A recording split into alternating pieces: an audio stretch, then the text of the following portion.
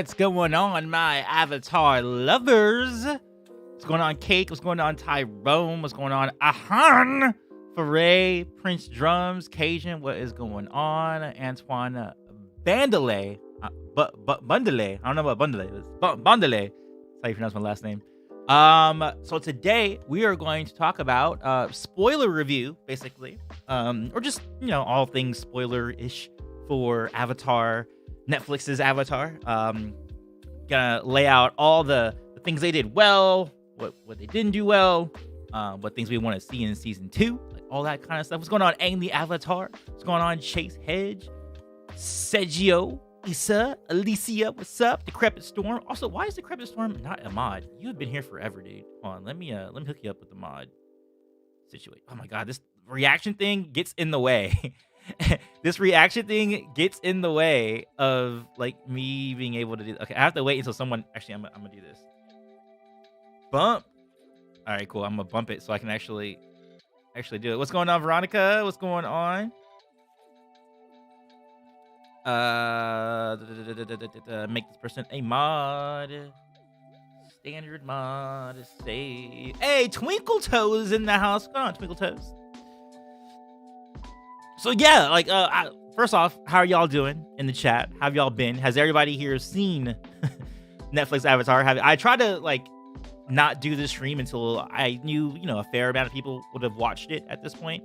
I think the majority of the fan base has watched the entire series now. Mask was incredible. Yeah, that was one of my favorite episodes as well. Issa rates it an 8 out of 10. I rated it a little bit lower at 6.5 out of 10. If they do Toph as well as they did Zuko, I'll be happy. That's what I'm talking about, for real, Prince Drums. I think looking forward to like season 2, all you really gotta do is get Toph right. I think if you get Toph right, everything else will fall into place, including some of my grievances. Like I think Katara was a little bit too neutral throughout the first season. If you insert a Toph, that's naturally gonna bring out like the core traits of Katara, and if you get Toph right, then you can get it right. It's same with the goofiness of Aang, which I felt like was a little lacking. Yeah, I think we should have got a little bit more goofy Aang. Especially seeing how Gordon is in some of these interviews, Gordon Cormier. It's like, yeah, come on, get this kid some comedic moments for the show, please. Some people say that the Azula actress isn't accurate. In my opinion, she looks gorgeous and her acting is decent.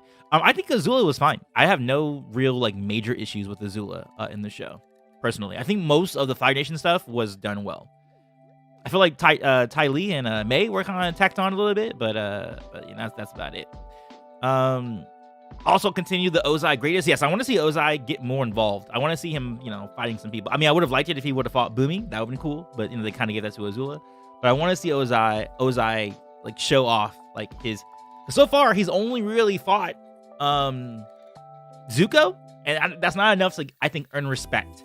In the fandom. I mean, yeah, and then he burned up all those rebels, but that's not like a real challenge. That's just like an execution, Netflix should have hired you to write 13 episodes of live action, and you would have done a little better. I don't know about that. People assume that fans can write better than like professional writers, which I do not think is the case in most cases. I mean, if you get a fan to do it, then you'll get what you get from fan films. And I'm not particularly a fan of fan films, personally. So I don't always subscribe to the idea that like fans would do a better job of like, writing it. I think you need a professional person who is also a fan of Avatar, which I mean is the case for a lot of the people who worked on this Netflix Avatar series. But yeah, I do think writing is a big thing that needs to be elevated for season 2 for sure. Because I think the casting was on point. I think the performances were there. I think it's the two main things I think that need to be improved. The writing, first and foremost. I think that should be where most of the resources go to book 2. Second would be the direction, and specifically direction of the actors. Because when you're working with child actors, they don't have as much experience to draw from. So it's a little bit harder. And that's the reason why most of the best performances of the television series and Netflix series came from those adult actors, like that Earthbender, the spy Earthbender at that first episode, super good actor. That Earthbender who was talking to Iroh, super good actor. You know what I mean? Like, so I just think they need to bring in a director who is better at bringing out the best from child actors, because I think they have it in them. Like we've seen it from their interviews on the red carpets, on like all these shows. They have the personality. They have it there. I think they just need a better director to kind of helm that, that ship. Do you think season 2 will happen? I believe so. And the reason I think that is because Dan Lin, who was the head of Rideback, and Rideback was the company that actually made Avatar: The Last Airbender. Netflix didn't actually make Avatar: The Last Airbender. They licensed it from Rideback. And Dan Lin was the head of Rideback. And he recently got promoted, or I guess not really promoted, but hired by Netflix to head up their live action division. So that is very telling to me that if they took the guy who was basically the head of that department, and not Albert Kim, he wasn't the showrunner, but he was the head of Rideback. He was more of the not so much the executive producer, but basically like the executive behind it. He got transferred over to Netflix, so I think that pretty much cements that they're going to get a season 2. Has not been confirmed yet, obviously, but yeah, I think the season 2 is definitely going to be happening. Katara just needs to be more hot-headed. Besides that, I thought she was on. Yes, I agree. I think the only thing that you need to do for Katara is make her more hot-headed. I think that they neutered a lot of the characters in this series. The good guy characters. Like they neutered Sokka a little bit. Like I was hoping that they were just going to make an adjustment to how his sexism showed up, but the sexism, which is completely gone in it. But I actually still really enjoyed Ian Osley's performance as Sokka. So I actually didn't end up even having that much of an issue with Sokka. But then characters like Han, who was the gentleman who was supposed to marry Yue, very neutral, because they kind of made him a generic good guy versus having like a conflict with Sokka. Like it's fine if you want them to be bros by like the end of it, but like have them, build up to that. I feel like there was a lot of like non-conflict between a lot of the characters that could have been, present. My fave was still Uncle Iroh and Zuko. Yeah, everything related to Iroh and Zuko, perfect. I have no anything about that. I feel like it was a few big flaws. A lot of the great. I feel like it has a few big flaws. A lot of great stuff. 41st Division change should be canon, in my opinion. Yeah, in my opinion, the 41st Division is canon, and I hope that they actually implement either Lieutenant G or the 41st Division to show up again in Book 2 and Book 3. I think that would be really. Thank you so much for the €6, Alicia. What is your opinion of Uncle Iroh and Zuko combo? They were my favorite. They were absolutely perfect. No notes at all. Like, but anytime that they were on screen, like anytime the show was basically the Zuko show, it was like perfection. And then Iroh with that freaking Earthbender who was mad because I think Iroh like ended up killing his brother, and then Iroh having to come to terms with his past war crimes. Man, what a freaking fantastic scene! Like that dude acted. That actor who played that role acted the hell out of that scene. And that's what I'm saying. Like we need more of like those adult performances to kind of trickle down to the kid performances, which I know it's difficult. I know it's difficult for teen actors to give great performances because a lot of acting is about drawing from your own experience in life. And that's the reason why adult actors have a wider tool set to kind of draw from. And it's very hard to get really talented young actors because, typically you haven't experienced enough life to like, emote, in different ways. But that's just something you train on and you just keep getting better. I feel like once we get to like Book 3 with this cast, they'll be really solid. In a very similar way that like the Harry Potter kids, going from movie 1 to movie 7, like look at Daniel Radcliffe who played Harry Potter. Like from where he started to where he ended up in, like he became like a true actor by the time that he ended his run with Harry Potter. Do you think? Oh shoot, I just messed up. Sorry guys, if I missed your question, you can go and answer it again because I kind of like messed up.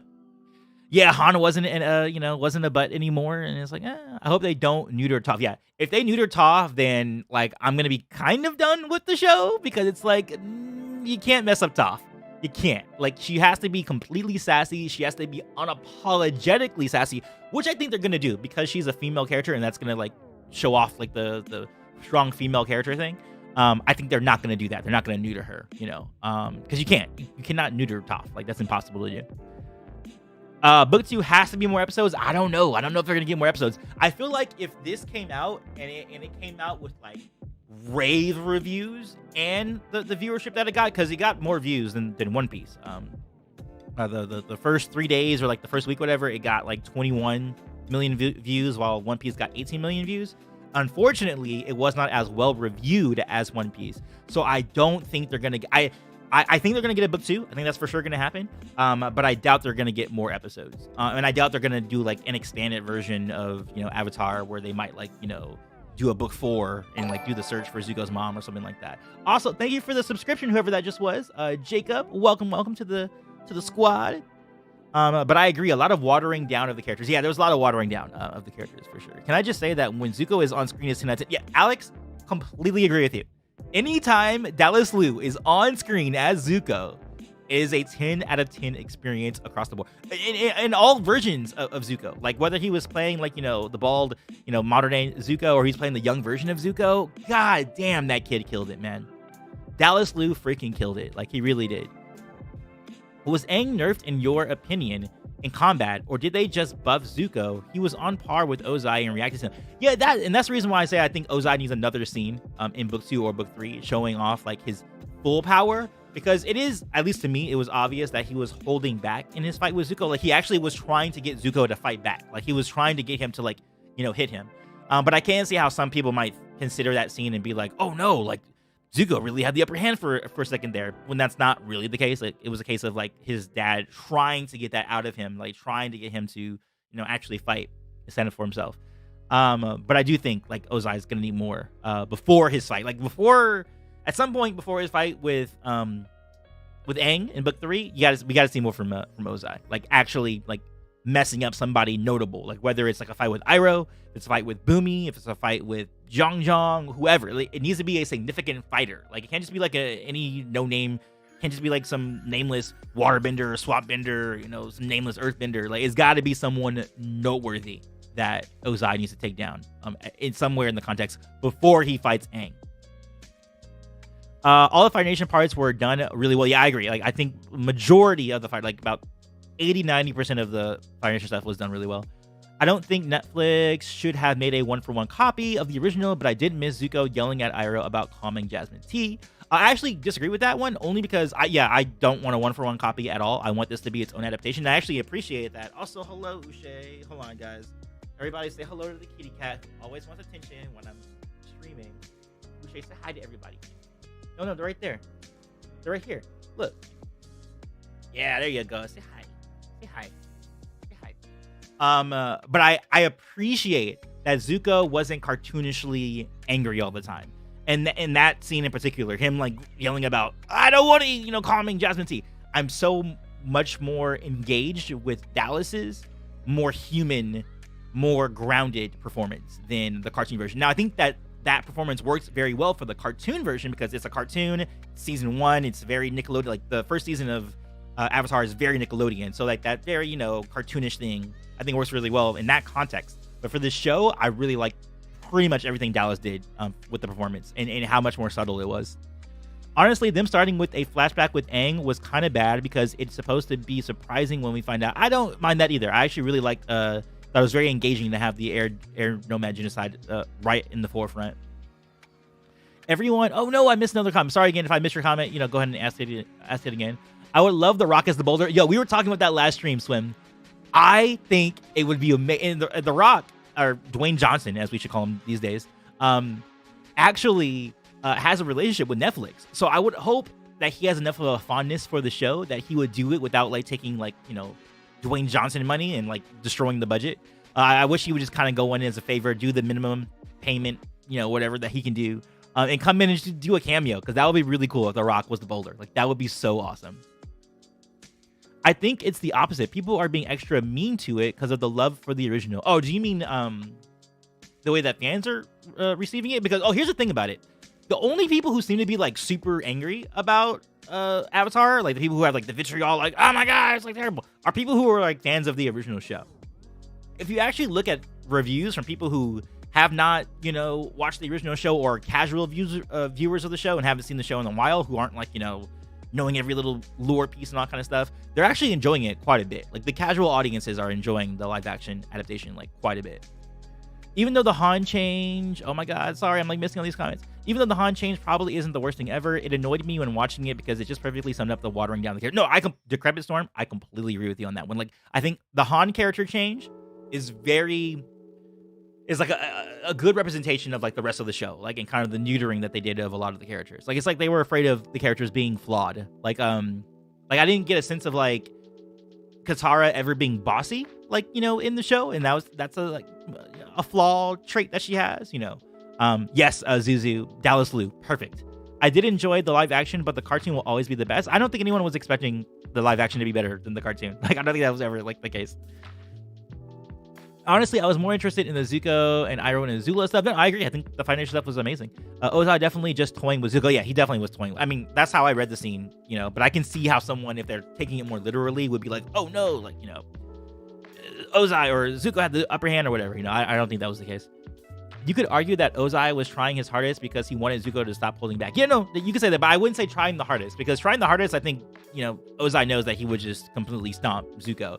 He had to go hard, obviously, in the same way that, like, if you're a father playing basketball, for example, with your kid, you're obviously not going to be playing your kid the same way that you would play, like, LeBron James. You know what I mean? Like, you would play your son hard, because you want him to do well. Oh, you know what's like?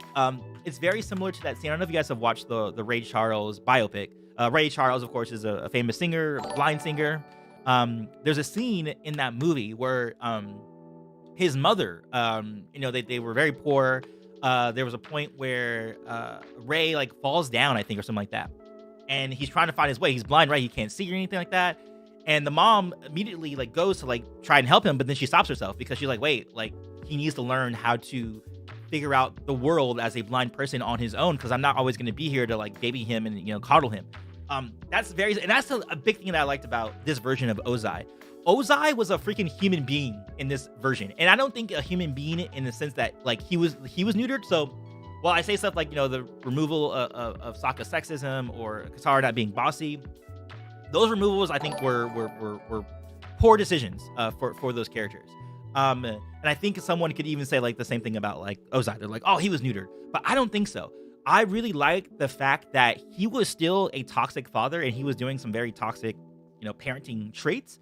But the difference was that he was doing it in his mind to actually elevate his kids. Like in his brain, and he's like, no, like this is the way that I'm going to make them strong, and I'm going to make them, rulers of the Foundation one day, is to be hard on them. And I really like that about him, especially like Ozai coming to Zuko in his bed after burning him and all that kind of stuff, talking to him, and then like Zuko saying that sometimes the weak can like come up, and then having the 41st Division. God, like that part was like brilliant to me. Like I that element of the show completely, I loved it. Sorry again if I'm missing comments. By the way, if you guys really want me to see something, hit at Antoine Mandela. Here, I'll show you how to do it in the chat. But like just hit it like that, and I'll see on my side it shows a big orange block, and it makes it easier for me to see like comments that need to be read. I think Katara was done the worst out of the gang. I would say that as well. I would say Katara was the least engaging for me in the show for sure. Oh yeah, me too. Adriana, I really love Dallas's line when he said he ran, and they really honed in on Zuko's worldview being distorted by his father, right? Because the whole thing for him was like glory, honor, right? Even at the beginning where they were at the Wolf Cove and he was there like saying like the one-on-one combat with Sokka, and then Lieutenant G is like, no, don't do this. We overpower them. And then he's like, no, what's the glory in that? And then like Lieutenant G just be like, oh my god. And that carries through for Zuko's character throughout the entire first season. So anytime anyone shows any kind of like no honor, no glory, no honor, kind of a thing, in the way that he felt like he was being honorable by, taking on this impossible task by his father. So like, yeah, when that line, when he said he ran and was yelling at that, I was like, bro, that's such a good, not just from the Dallas Liu performance standpoint, but from the writing aspect too. I think the writing for Zuko was the strongest. And I think what they did for Zuko, they need to do for the other characters as well. And the reason why Zuko's stuff is so great is because there's this internal conflict that is constantly churning for this character. And that's what makes Zuko interesting, is that he's got this, continual conflict going on within him, like this turmoil within him. You got to do that for the other characters as well. Like, there was a big thing that I was talking about on a podcast just recently, saying that I think, and we'll talk about Bumi. Let me park you like that for that. But Bumi, I think there's a better way they could have done Bumi, because I didn't like what they did with Bumi. Because it doesn't make sense, honestly. And maybe I will just start talking about that. How will you handle season 2? I don't know. Like, that's going to be, because they like, I think they're going to go in a completely different direction when they get to season 2, because of how they basically incorporated the storyline of the swamp from season 1, from season 2 into season 1. The Cave of Two Lovers is already kind of like done with, that kind of stuff. So it's gonna be very strange. Like the only thing I'm looking for in season 2 is just making sure that Toph is right. Like that's really it for me. You can do whatever you want with the storyline, just make sure Toph is right. And make sure the dynamic, make sure Team Avatar feels like Team Avatar, because I didn't feel like they were Team Avatar, or they weren't.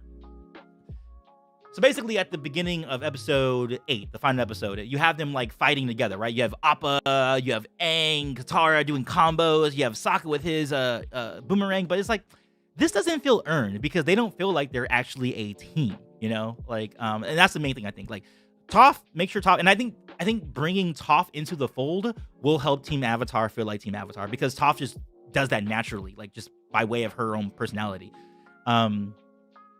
I wish the girl with the dog called it Mrs. Pretty. I don't know what you're referring to there. I think incorporation of the other avatars is good, but I do want Roku to still be get priority. I agree with that as well. I think it was okay. I will say that the Kuruk and a lot of the writing was very expository and very telly.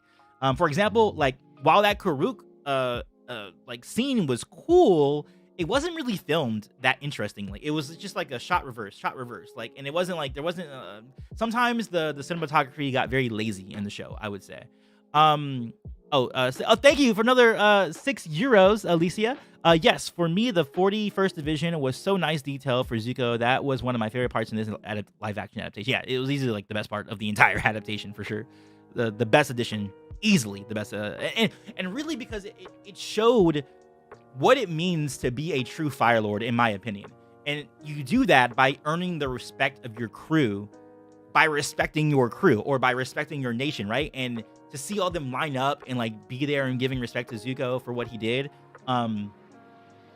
that was a lot. Like I was like, that feels good. Like that was such a good arc.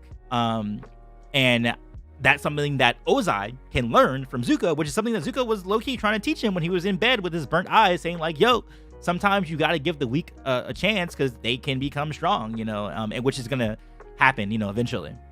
And it's going to be so nice when we see him in book 3 in the Day of the Black Sun, where he redirects his father's lightning, like that's going to be, everything that's going to happen with his Fire Nation, I think is going to be so good, like going forward.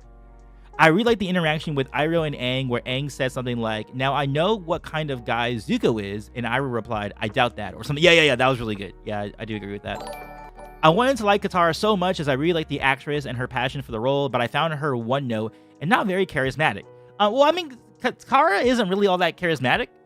Even in the original show, I wouldn't like say that she has charisma. I think the one who has charisma is Toph. Like Toph is the one with the charisma.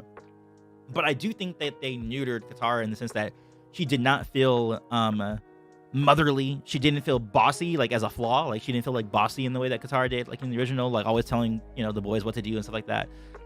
It was just like and also they didn't have enough of Katara because there was like 2 episodes there where she's basically kind of gone, and they split the team up too much. They split them up at Amashu. They split them up in the spirit world stuff. So it's like, yeah, we need a better sense of Team Avatar. I think the only reason that I was able to like follow along and like understand the dynamic is because I have the original show to like base it off of, and I'm so inundated with Avatar in general. But I mean, I say that, and the reason I say that is because I'm like, well, I wonder how this works for someone who is coming into a new. But it seems like the people who are coming into the show new are enjoying it. So really, my concerns are unfounded if people are able to follow along and understand the show and enjoy it. And it seems like the only people who are having issues with the show right now are the diehard fans who know like every piece of lore and like are super in love with the original series. I'm sad there wasn't enough Appa. That's because Appa's really expensive. But yeah, let's get into Bumi, because Bumi's kind of the big one. So Bumi, I like the concept of what they did with Bumi. What I don't like about what they did with Bumi is like the logic of it, because the whole thing with him was that he was angry that Aang, was gone. He didn't fight this war for 100 years, and I'm okay with the idea of Bumi being jaded after 100 years of constant war. And that makes sense to me, because if you're a 12-year-old happy-go-lucky like Aang, like basically, I like the idea of seeing Bumi as what could have happened to Aang if he did survive and was, going through a war for 100 years. What What I do not like is that they didn't follow a coherent logic with the relationship between Bumi and Aang. And that logic is that, hey, you're still 12 years old. Obviously, there's some crazy shenanigans going on. Obviously, you didn't just like run away. And that's another issue too, because in this version of the story, they don't have Aang actively running away. Originally, when I watched the first episode, I was like, oh, I'm okay with that. But then when watching the Bumi episode and seeing the conflict between those two, I was like, wait, actually, it would have been way better if Aang did run away, but didn't admit it to himself. Or, no, it's kind of left up in the air whether or not he ran away. But it's Bumi through his trials. Like consider the scene. And consider it with like the new version of Bumi, who's super jaded, and, has been going through this war the way he is. If he would have done his test to basically get out of Aang to admit that he ran away, that's a much better piece of conflict. If you actually have that interaction between the two of them, and Bumi's like really, really trying to get it out of Aang, like, no, you ran away. Admit it, you ran away. Admit it that you left us here to fend for ourselves. And then, Aang breaking down and admitting that he ran away. And Bumi then going like, all right, well, now that we got that out of the way, let me train you, so that you actually can defeat the Fire Lord. So that it still works for like this idea that they wanted to go with, which was like this idea of like a jaded Bumi, along with like something that they cut, which was, the idea of Aang not running away, but he should have run away, and coming to terms with that in the face of this new version of Bumi. But yeah, I feel like I understood what they were going for in terms of like, having Bumi the way that he was. But I think that they kind of missed the mark in like the logic of his relationship with Aang, and especially like the idea that it's like Bumi automatically knew. He was like, oh, you were just gone forever. And it's like, yeah, but like, how would you know he was gone forever? Like the first thing you should say is like, oh, wait, you're like 12 years old. Obviously some crazy shenanigans happened. Like, like obviously you didn't like go of your own accord or whatever, or at least ask that question to Aang before you start going off and like start wanting to kill him. There was a point where he was like ready to die, like ready to kill both him and Aang, with the boulder scene. I was like, what is going on here? Like, that is not Bumi. But yeah, Bumi was a bit of a mess, I would say. Bumi was definitely a mess. Katara got better at waterbending too quickly. I mean, that's always been the case. So if you're gonna lay that critique against the show, then you're gonna have to lay that critique against the original cartoon as well. I was hoping that they would redo it so that Katara's progression wouldn't be so quick and fast.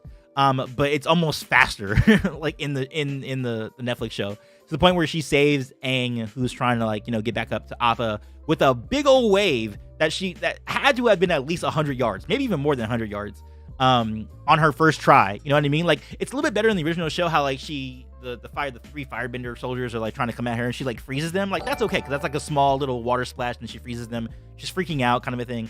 But to have her save Aang from Zuko's fireball with like a 100, 200 yard tall wave, that's a little bit too much. Like, you know what I mean? Like, that's a little bit too much. Again, guys, if you're trying to grab my attention in the chat, just go ahead and hit Antoine and Bandalay in the chat, and on my side it looks like an orange block, so I can easily see it from the other comments in the chat. The idea of Bumi in this show seems like something that would be interesting to explore in theory, but I'm not a fan. Yeah, exactly. And I think they could have executed it better. Like, again, if they had like this confrontation between Bumi and Aang, and Bumi trying to get him to admit that he ran away, kind of a thing, and then you can still have the idea of Aang running away and feeling bad about that, then that can work. But just blanket having him just being like mean and not even questioning why Aang's back and why he's still like 12 years old and stuff like that, like that part, like I feel like it's a half-baked idea, basically. Like I feel like a lot of the season 1 script of the Netflix script just needed another pass, basically, because a lot of the concepts were cool. Like, a lot of the foundational ideas of the changes were fine. It's just that the execution of that didn't always wasn't always as good as it could have been, Hold on, I saw some other. They have already adapted a few episodes from book 2 into book 1, so I think book 2 may be structured a little. Oh no, book 2 is definitely going to be structured differently for sure. Book 2 is going to be structured differently, like, for sure. Matter of fact, let me like look at the book 2 episodes. Book 2 episodes, ATLA. Here's what I think might happen. The Avatar State might stay around maybe, but I think that's going to be integrated possibly with the return to Omashu, which I think is going to be like one of the first episodes. I think the swamp's going to get cut because it basically already happened in book 1. The Cave of Two Lovers, that's going to get cut, obviously. I even think that Avatar Day might get cut because the possession of Kiyoshi already happened, so they will be like kind of repeating that beat. So I think Avatar Day, that gets cut. And I think what we'll have, I think the first episode will be about the Avatar State and something to do with Omashu at the same time. Like, I think they're going to integrate the Avatar State and Omashu together. Maybe the idea is that they're going to have, like, the General Fong. I think was the guy in the episode 1, right? Was it General Fong? Hold on. I think it's General Fong, but let me make sure that the name I'm getting there. Yeah, General Fong. Might be, like, trying to recapture Omashu, and that's how he, gets Aang. He's like, Aang, we need you to turn on your Avatar State. We need you to do the Koizilla thing again like you did before. And then the issue is that he can't do it, and then we get into, like, the Omashu stuff. I think those might be the first 2 episodes, or that might be those 2 episodes are going to be combined for, like, the first episode of season 1. And then I think we're going to skip straight to the Blind Bandit. I think once we get to episode 2, we're going to get our Toph, and we're going to get the Blind Bandit. I think that's going to be all dedicated to Toph. I think they're going to do a whole episode for Toph. And then the next episode, I think we're going to have maybe a Zuko alone chase, bitter work, integration, maybe kind of a thing. And I think the library in the desert is going to be its own thing. I think the Serpent's Pass is probably going to get cut. I think the drill is going to get cut.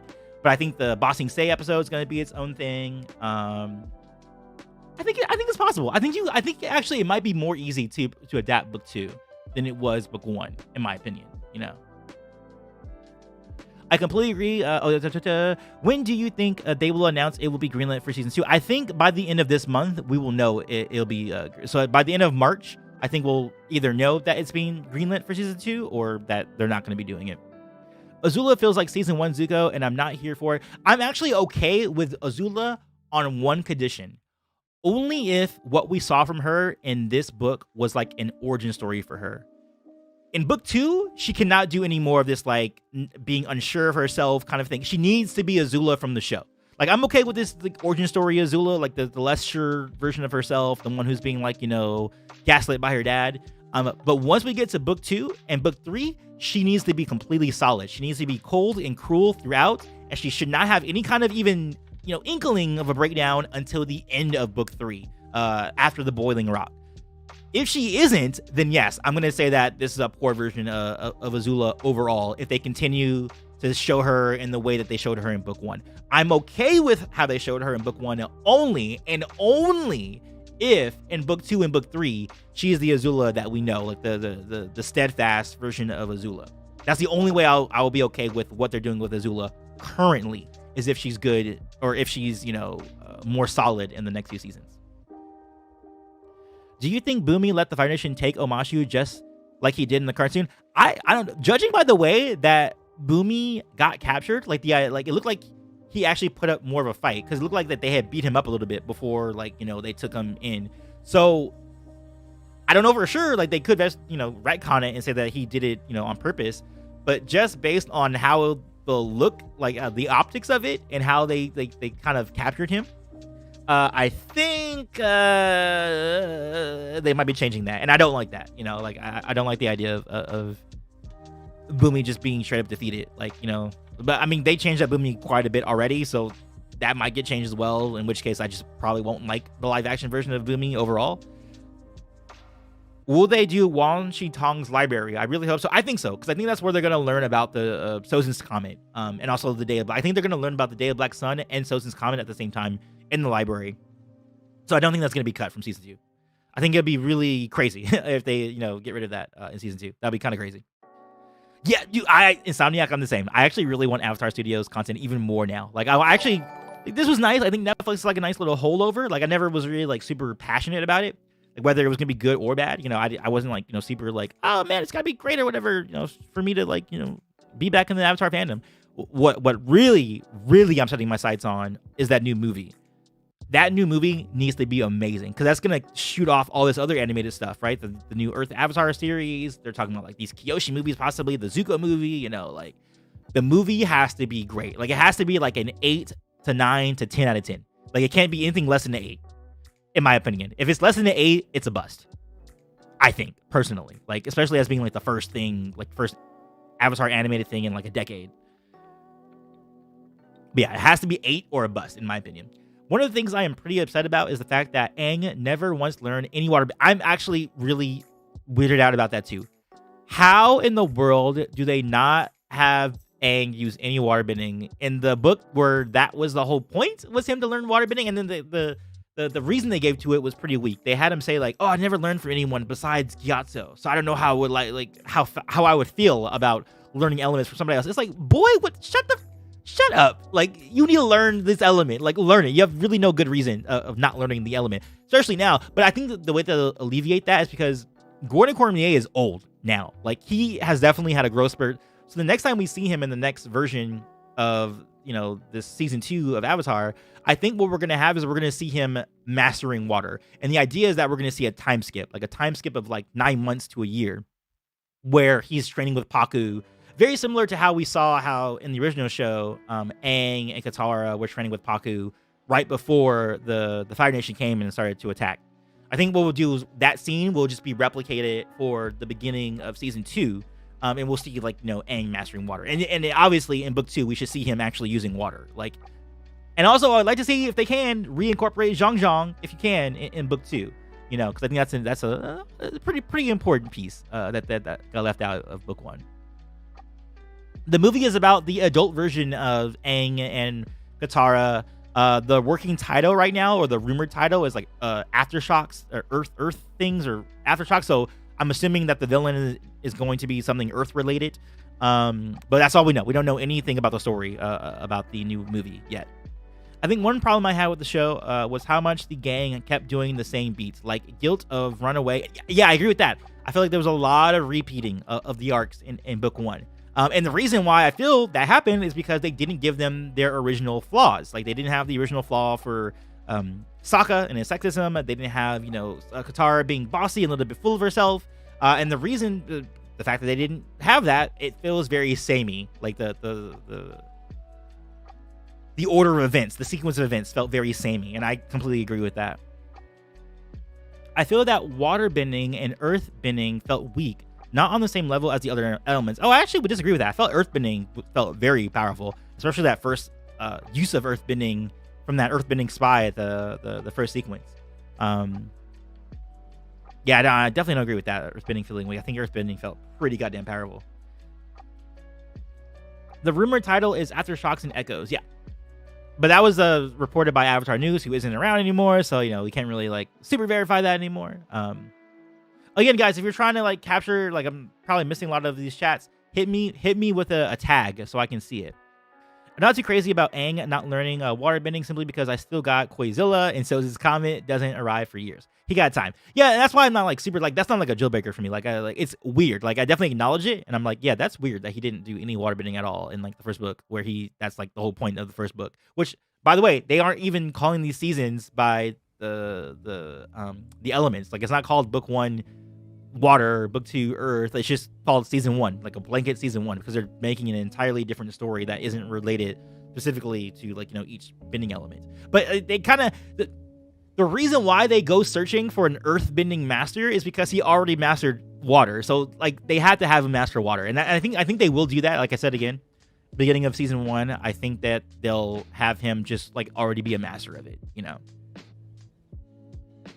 I think it feels like a lot of filler in the original went a long way to personify the characters. Yes, exactly. People always say that. Filler has gotten a bad connotation over the years. People will be and maybe rightfully so. Not so much in Avatar, but in conventional anime. The reason why they put filler to begin with is because they're trying to catch up to the manga. Because usually anime is all adaptations of existing manga. And sometimes the anime will be so fast that they catch up to the manga. So what they do, so they don't go past the storyline of the manga, is that they'll create filler episodes to have, so that they can wait for the manga to stretch out and they can adapt more stuff. But what happens sometimes is that the best filler helps you become more endeared to the core team or the core main characters, whatever that might be.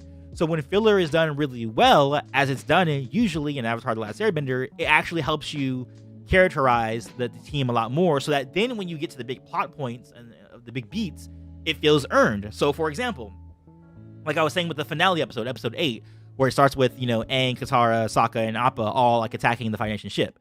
That in a vacuum feels really good. You're like, oh, look at them all fighting together. But then when you think about it in like the tapestry of the entire show, you're like, well, that wasn't really earned though, because they didn't really like learn to fight together. Like there wasn't like, filler episodes to like really understand what the dynamic of this team is. Like the only reason why I felt that and understood that is because I had the original context of the show. But in the context of just the live action series, it was like that didn't feel like it was earned at all. I remember seeing it listed as Book 1 Water back in November. It's not anymore. Netflix now has just called it Season 1 because it doesn't make sense for it to be called Book 1 Water anymore. And that's the reason I even think they don't have the titles for that at the beginning of every episode, because it's not that anymore. It's not really about Aang or learning water. It's just like a generic, like, oh, here's just Season 1 of this, Mei and Ty Lee should have been replaced with the instructors. Actually, I think they did that specifically to consolidate things. I think basically Mei and Ty Lee are going to replace Lo and Lee, who were the instructors to Azula. And that's like something that you have all the time in adaptations. Adaptations are all about like consolidate. Basically, it's like we're getting the cartoon is like the novel version that has like everything inside of it, and like this version is more like a movie adaptation where they take up a lot of stuff and merge a lot of characters together so that they can get within the runtime and get in within the budget. Do you think the White Lotus is going to be mentioned in season 2? Oh, okay. So yes, I definitely think that's going to happen. Obviously, we saw a hints of it with not only Uncle Iroh's little White Lotus thing, right? The Paisho tile that he had. But did anyone else notice that there's another representation of the White Lotus in there? There's another hint of it. And I wonder if anyone else caught it. I just learned about this yesterday when I was on this podcast with these other Avatar YouTubers, and one of them pointed out that there was another representation of the White Lotus, and I wonder if anyone else noticed it here in the chat. Season 2 needs to at least be 12 episodes. I don't think they're going to get 12 episodes. I think they would have gotten more episodes like that if this was well received by the critics and the fans, which it wasn't. It was kind of a mixed bag situation. The views were there, like it's more than One Piece, but I don't think we're going to get more episodes. I think we're probably going to still get 8, maybe 10 at the most, but I think we're probably going to get another 8, honestly. Okay, so I don't see anyone in the chat being able to guess it. The second representation of the White Lotus. I'll give you guys a hint. The second representation of the White Lotus happens at the very beginning of episode 3. Oh, what? You got it. Yep. Oh. Maya got it. Hey. 3 cheers in the chat for Maya. Maya got it. Yes, the Rebels. So if you guys remember the Rebels from the beginning of episode 3, the Rebels that were infiltrated by Azula, right? The main guy, the guy with like the yellow shirt, the yellow like no collar shirt, he has his sleeves rolled up. If you look at his, I think it's his right arm, he has a White Lotus symbol right there. So the White Lotus definitely exists, and they're definitely hinting at it, like in a very subtle way. So White Lotus is definitely showing up going forward for sure. Yep. The tattoo on his forearm. Yep. The White Lotus is definitely showing up. A part of me hopes the library gets axed because I don't see the professor getting buried in sand.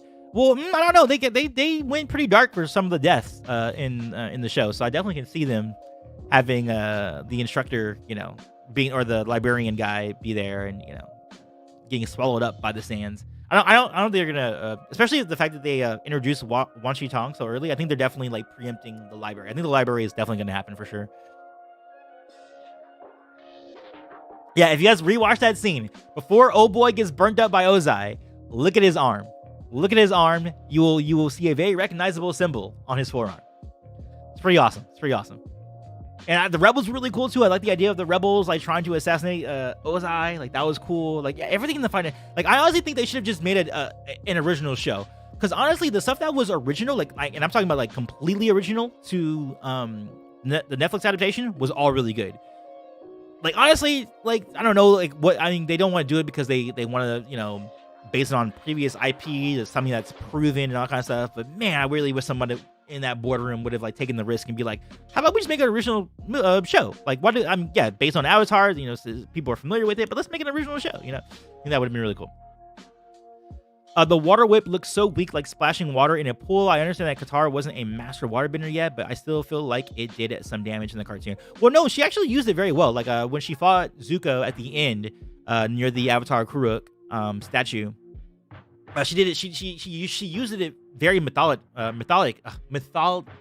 Sorry, where she like wraps around Zuko's ankle and trips him up. I think that's the best use of a water rip. I don't think water rips are necessarily supposed to be like insanely powerful. I think those are more for like the torrents of water is the power play. Whip always felt like a more precision based attack. The show should have been rated TV-14 like it was in January. Was it not rated TV-14? It definitely seems like it's rated TV-14 for sure, especially with like a lot of those people who are burning alive in front of our eyes. Is it not rated TV-14? I'm pretty sure it's rated TV-14. Avatar. Let's see. Yeah, no, it is. Yeah, the Netflix series is officially rated TV-14 by Parents Guide. Yeah, wait, what do you mean it wasn't rated TV-14? It was. It was rated TV-14. Yeah, the pacing and the sequencing was very, very jarring. That's for sure. Do you think the library will instead be in the spirit world? Oh, I don't know about that. Oh, I mean, now they can because they've made it that, you know, everybody can ascend to the spirit world now. That I didn't like. I didn't like the idea that like Katara and Sokka could like be transported. You know, it changed the TV. There's no way that this show is TV-PG. Not with all that firebending that happened. Hold on, Avatar. Netflix. No. Parent. Yeah, everything I'm seeing says TV-14. Yeah, the Netflix series is officially rated TV-14. I don't see anything of it being PG. Yeah, it's definitely TV-14. Every word that I'm seeing right now says TV-14, which makes way more sense. Because there's no way that this is TV-PG when you have people burning alive in the first episode. Like that, there's absolutely no way, no way in hell. My one critique about the show is Zhao. However, I did prefer how this show killed him. Oh, really? I did not like the way they killed Zhao in this version. That was one of the things. That was an ick for me. Like, especially, like, and it was so, like, awkward, too. Like, the way that, like, Iroh kills, like, Zhao. Like, that did not work for me at all. Like, not at all. Especially because the whole idea with Zhao is that he has so much pride that he didn't want to be saved by Zuko. He's like, no, F you, Zuko. I'm going to get taken. You know, like, that's way more powerful to me than what they had in the show. The show was weird, the way they killed Zhao. But I did like Zhao. Like, I did like Zhao the character, though. Zhao the character was awesome. They need to adapt the moment where Aang runs down the wall of Ba Sing Se and destroys the drill. Dude, that would be... I mean, I think they're going to not do the drill because that's not a favorite episode of the series. And also, that would save them a lot of money by not doing the drill. Though I will say that one of the best fights comes from the drill. The fight between Azula and Aang is awesome for one of those reasons where, you know, they have Aang, you know, going up the wall and coming back down. You know, that's awesome, you know. For some reason, I'm so hyped for the Dai Li next season. Yeah, the Dai Li should be pretty sick, I think. Like, you know, the Dai Li, especially with how they showed the Earthbender, that Earthbending spy at the beginning of the first episode. I'm really excited to see the Dai Li. I think that the Dai Li could be really sick, man. I think it'd be really sick.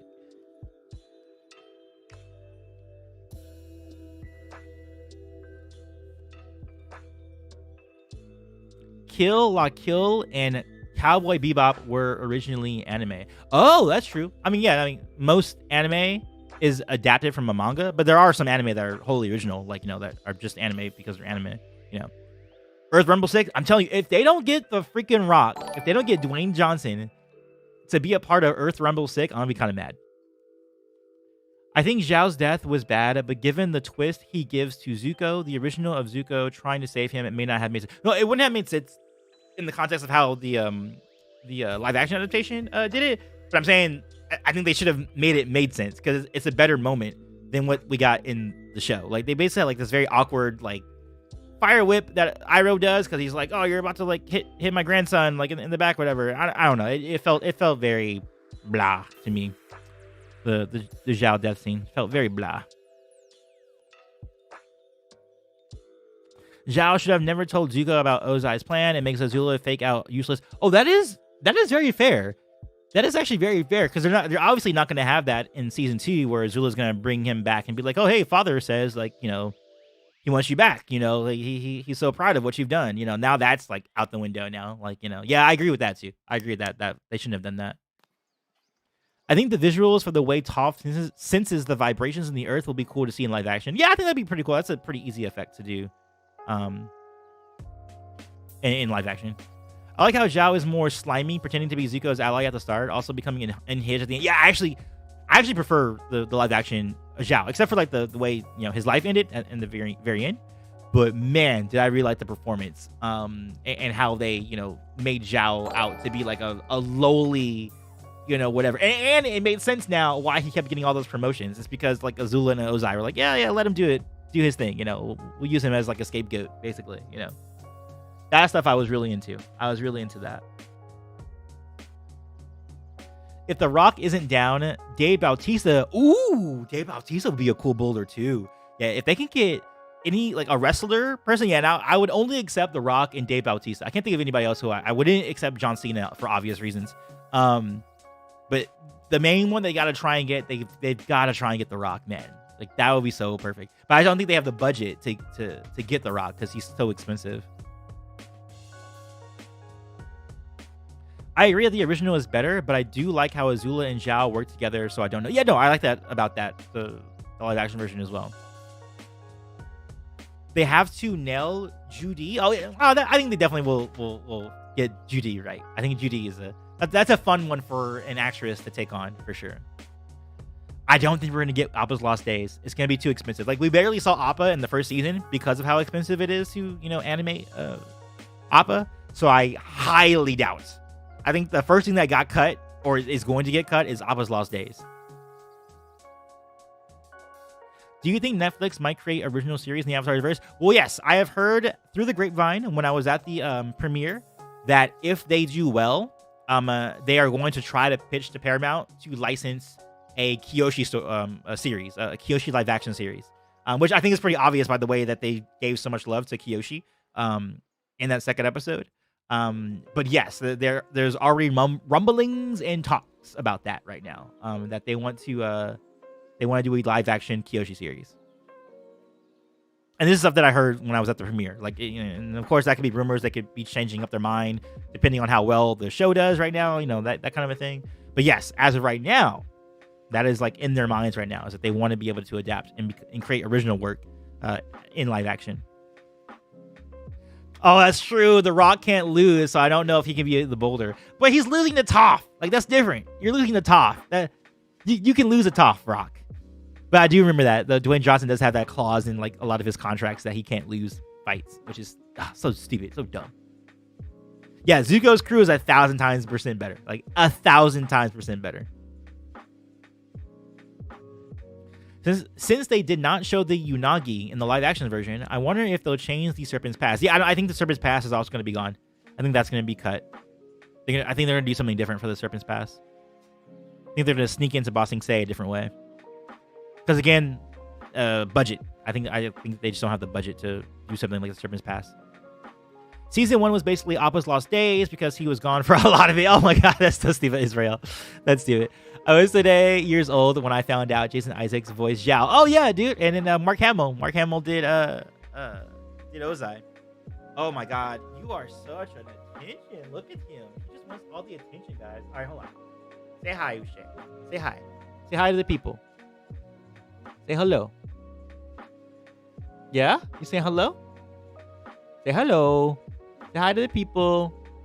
Okay. This guy, I think he wants me to feed him. I think he wants food. Oh yeah, he just looked at me. He's like, yeah, I want food. What other scenes, episodes do you think would take more of the budget? As Koizilla did. Yeah, I'm sure Koizilla took like a big chunk of their budget, which was worth it.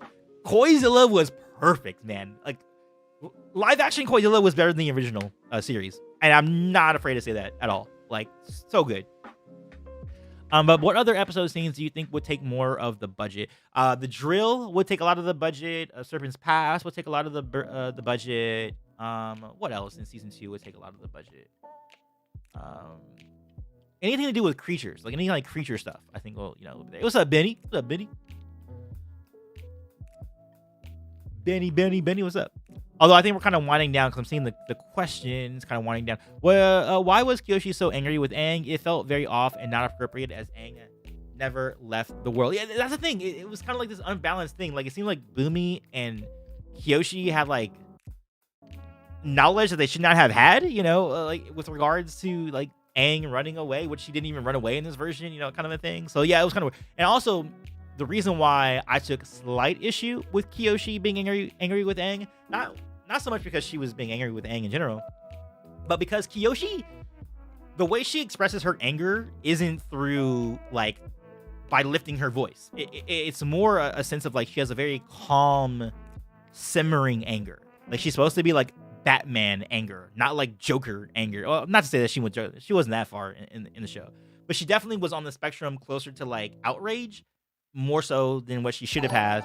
Versus, it felt like she was more like the meme of Kiyoshi rather than the actual Kiyoshi. Like I think they needed to be more like book Kiyoshi, novel Kiyoshi. And by the way, read the Kiyoshi books. I say this like almost every week. You guys know this already. Read the Kiyoshi books. If you don't like reading, it's on Audible. Listen to it if you got to listen to it.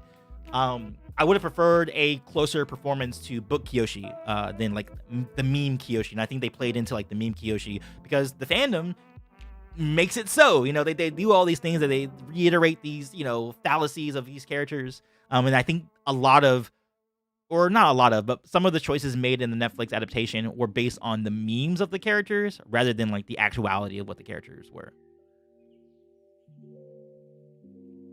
Zhao in the finale was like, I'm gonna be the Fire Lord.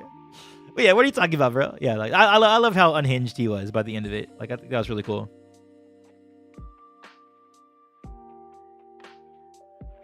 Respectfully disagree. Animated Godzilla puts you through the feels. Actually feels like the world is ending. Raw epicness, the music, etc. Oh no, I think the live action did a bang up job with Godzilla on all those fronts. Like the feels. Like I actually think, and this what sucks too, because I think Gia Wendio gave such a great performance when she was, because I initially didn't like how they took out the fact that Katara wasn't the one to talk down Aang in episode 1 when he saw Gyatso's body and entered the Avatar state out of anger.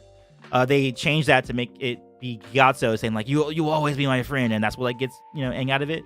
But they essentially took that, they lifted that and then put it at the last episode where Katara was the one to get him out of it. Which they might have been a little bit too subtle, because I've seen people online talking about how like, no, they did nothing to show like the beginnings of Aang and Katara's relationship. But they kind of did in that last episode. One, when they got to the north initially, and they had a little talk at the banquet dinner. There was a little bit of a thing there, like them, like there was a little something there.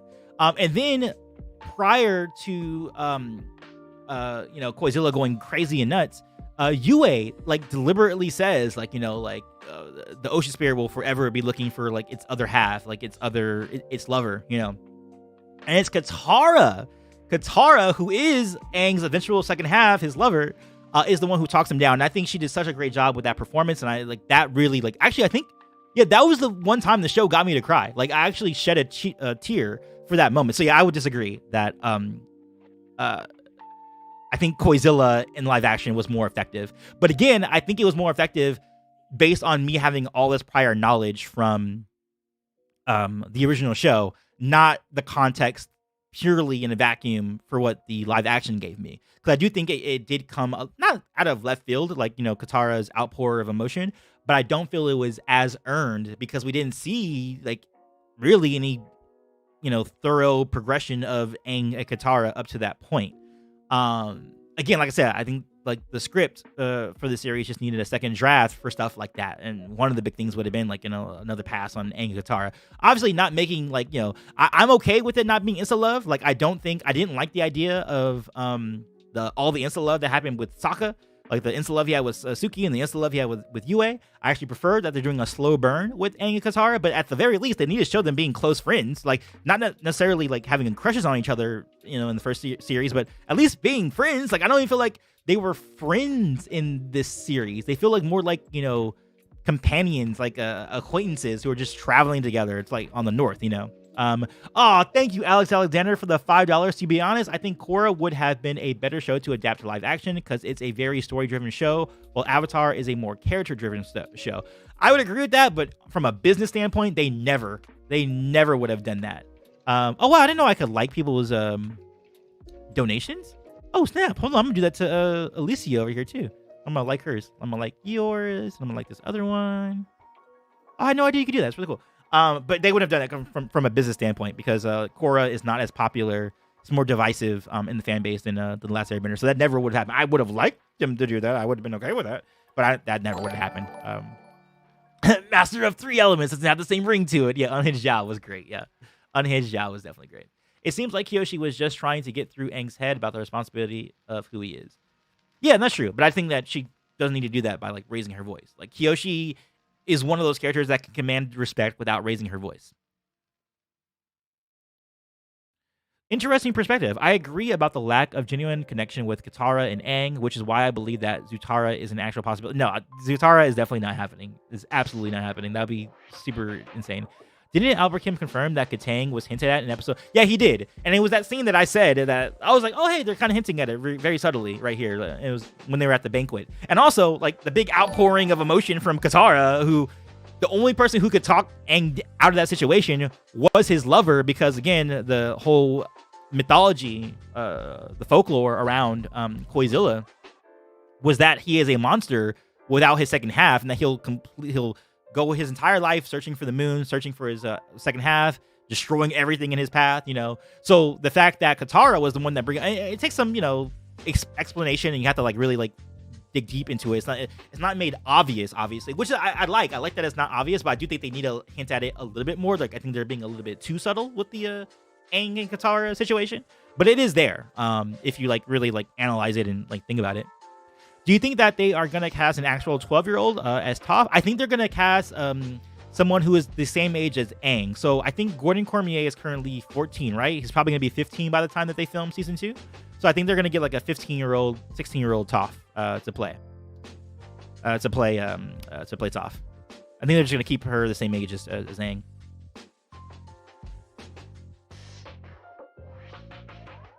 Yeah, and then Albert Kim said that they're going to develop Katara and Aang later, which I think is fine. Like, I don't think the first season should be them having really any romance. But the thing that I think that they did lack, and I think that is missing from the show, is friendship. Like, I don't see close friendship from Aang and Katara, if I'm being completely honest.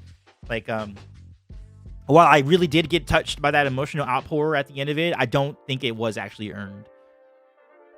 What video am I going to make next? I actually have no idea. like I actually have, even though there's like so many videos I could do, I don't know which one I actually want to like follow through with, which is like insane. Like I usually don't have an issue like creating videos, but right now, because there's just so much going on and so much things to like, do I chase this? Do I chase that? Like, I don't know what to do, you know? I don't know what videos to do like next, to be honest. I'm just going to wait for them to naturally like kind of show up. I'm gonna get you food in a second. So my cat's a little bit hungry, guys. I'm about to feed him very soon.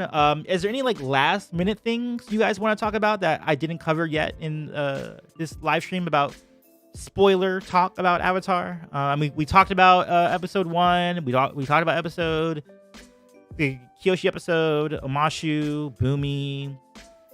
We talked about the brilliance of episode 6. Yeah, I think we talked about pretty much everything. Changes you like the most and changes you like the least. I thought about doing that video too, but I don't know. I don't feel like I have enough. I mean, I could. Oh, you know what? I think I have an idea of a video I can do. Like, you know how like there's that one video series. It's like the everything right, everything wrong with like series. Hold on. I'm gonna put that in. Everything wrong and right. Wait, what is that name of that channel? Like everything wrong? Okay, everything Cinema Wins. Oh no, Cinema Sins is what it's called, right? Cinema Sins. I can do something like that, like a Cinnamon Sins type video. Everything wrong with Cinema Sins.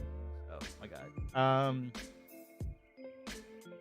This is everything wrong, and then there's also Cinema Wins, isn't there? I kind of want to do it in the same thing, like something that's a win, and then I can do like a tally, right? I can do things that are like wins, and things that are not a win. You know, that'd be kind of fun, right?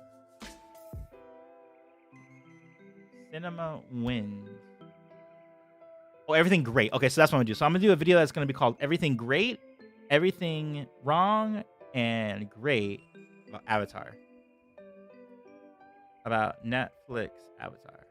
Yeah, I think that'll be my next video. Like I'll do like a Cinema Sins Wins type video, but like combined. And then we'll see a tally. Like I'll keep a tally like in the top corner of the video, and half of it will be like, you know, I'll put a tally for like this is a win, this is like a not win, you know, kind of thing. And then we'll see like what's better of the two. Do you think they'll do some reference to Ember Island players like in season 2? Have it be yeah, but I think that's gonna happen in season 3. I don't think it's gonna happen in season 2 or anything like that. We're not gonna see that anytime soon, I wouldn't say. Yeah, we're about to wrap up. We talked about, I think we've exhausted everything that we, you know, would talk about the live action show. That's why I was asking people in the chat if they had any like last minute things they want to talk about before I move on. Yeah, Yangchen series would be really cool.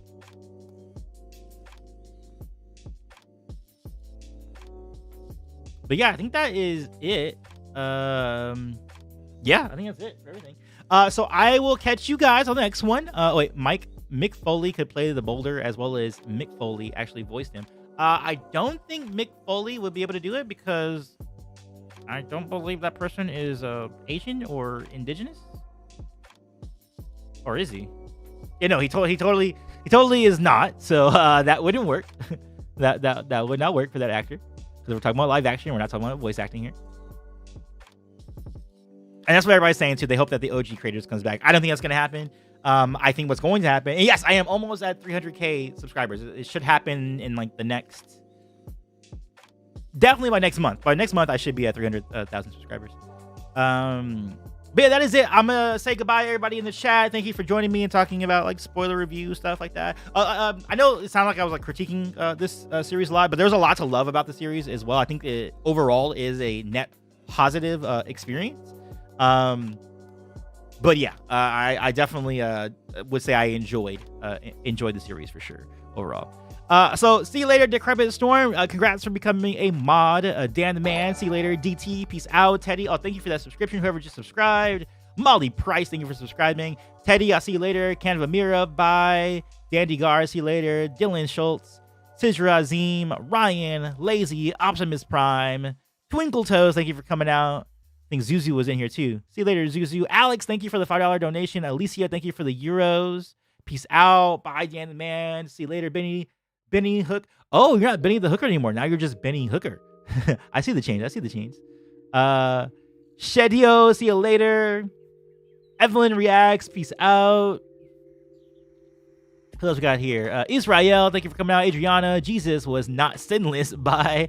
Avian Art, see you later. Maya M, see you later. Prince Drums, Jesse, Alberto, Stefanos, Priapus, Isa Biag, Insomniac, see you later. Missing anybody else? Kitty Cat, see you later. Ciao ciao. Oh, Alex Allen, peace out. Adriana, Theo. All right, y'all, peace. Much love to you. Remember, be water, my friends.